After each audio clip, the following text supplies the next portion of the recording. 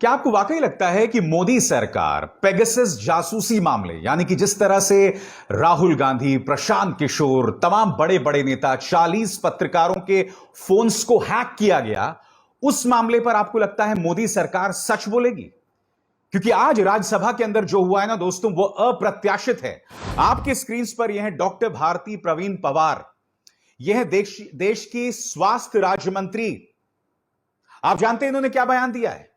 इन्होंने आज राज्यसभा में बयान दिया है और आपके स्क्रीन पर, no deaths due to lack of oxygen were specifically reported by states and union territories during the second COVID wave, the government informed Rajya Sabha on Tuesday. क्या कह रही है ये? कि ऑक्सीजन की कमी की वजह से एक भी मौत नहीं हुई, ऐसा राज्य सरकारों और यूनियन टेरिटरीज ने केंद्र सरकार को बताया। यानी कि मोदी सरकार इस कदर खुलेआम देश की जनता को राज्यसभा के अंदर, यानी कि जिससे हम लोकतंत्र का मंदिर मानते हैं, वहां खुलेआम इस तरह की गलत बयानी कर रही हैं। ये देश की स्वास्थ्य राज्य मंत्री हैं और ये कह रही हैं कि कोई भी मौत ऑक्सीजन की कमी से नहीं हुई।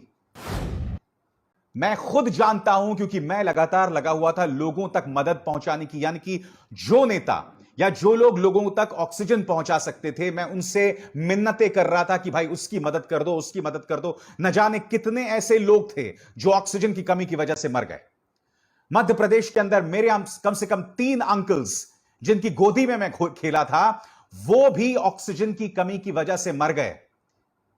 उनमें से मैं अपने सलीम रोमानी अंकल को नहीं भूला हूं। वो भोपाल के एक अस्पताल में भर्ती थे। उनके मुंह पर ऑक्सीजन मास्क लगाया गया था, मगर जो मास्क लगाया गया था उसके जरिए उन्हें ऑक्सीजन नहीं मिल रही थी। तड़प तड़प कर वो मर गए। और इस तरह से देश की स्वास्थ्य राज्य मंत्री देश के सामने गलत बयानी कर रही है। अब चूंकि संसद का मामला है तो मैं असंसदीय भाषा नहीं कह सकता, मैं ये नहीं कह सकता कि वो झूठ बोल रही हैं, मगर ये बोलने से पहले कम से कम उन्हें सोचना तो चाहिए। और फिर आपको लगता है कि ऐसी सरकार पेगासस मामले में, जासूसी प्रकरण में, जिसमें हमारे फोन्स हैक किए गए, हमारे पत्रकारों, राजनेताओं, जिन लोगों ने जजेस के खिलाफ, एक जज यानी कि रंजन गोगोई के खिलाफ यौन उत्पीड़न का आरोप लगाया था, उसके और उसके तमाम रिश्तेदारों के फोन्स को हैक कर लिया गया था पेगासस के जरिए। हम यह सोच रहे हैं कि इस मुद्दे पर मोदी सरकार सही बोलेगी। मगर आज मैं आपके सामने बेबाक एक और बड़ी खबर लेके आया हूं, क्योंकि आज वायर ने एक और बहुत बड़ा सनसनीखेज खुलासा किया है। वो सनसनीखेज खुलासा क्या है? आपके स्क्रीन पर, leaked snoop list suggest surveillance may have played role in toppling of Karnataka government in 2019। यानी कि पेगासस के जरिए जो फोन्स हैक किए गए थे, वो उन्होंने एक बहुत बड़ी भूमिका निभाई होगी जुलाई 2019 में, जब जेडीएस और कांग्रेस की सरकार गिरा दी गई थी।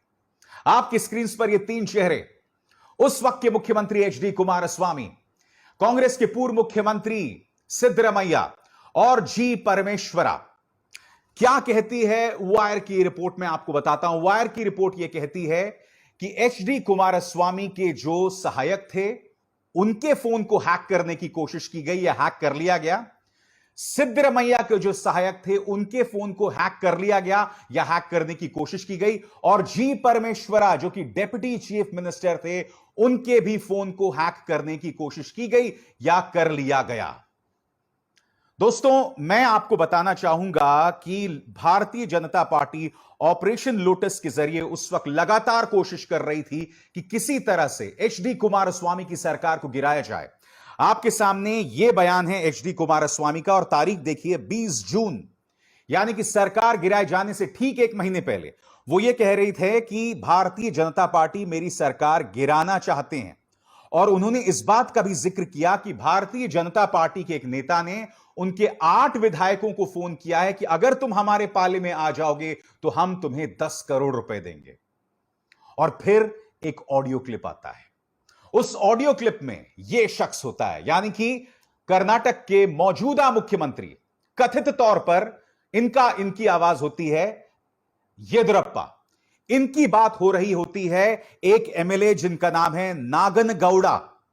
और उस बातचीत में वो कह रहे थे कि अगर तुम मेरे पास आ जाओगे तो मैं तुम्हारी मदद करूंगा, तुम्हें पैसे दूंगा, यह पूरी बातचीत, इसका ऑडियो क्लिप सामने उभर कर आया था। मैं कई बार सोचता हूं दोस्तों, इन्होंने कर्नाटक में कांग्रेस और जेडीएस की सरकार गिरा दी थी, मध्य प्रदेश में इन्होंने सरकार गिरा दी थी करीब 22 विधायकों के साथ, ज्योतिरादित्य सिंधिया भारतीय जनता पार्टी में शामिल हो गए थे। और हमें नहीं भूलना चाहिए कि इसी तरह से राजस्थान में इन्होंने गिराने की कोशिश की थी, जब सचिन पायलट और 19 विधायक जो हैं उन्होंने यहां गुड़गांव में बसेरा किया हुआ था। मैं ये सोचने पर मजबूर हूं दोस्तों कि इन्होंने इसी तरह से साम दाम दंड भेद का सहारा लिया होगा।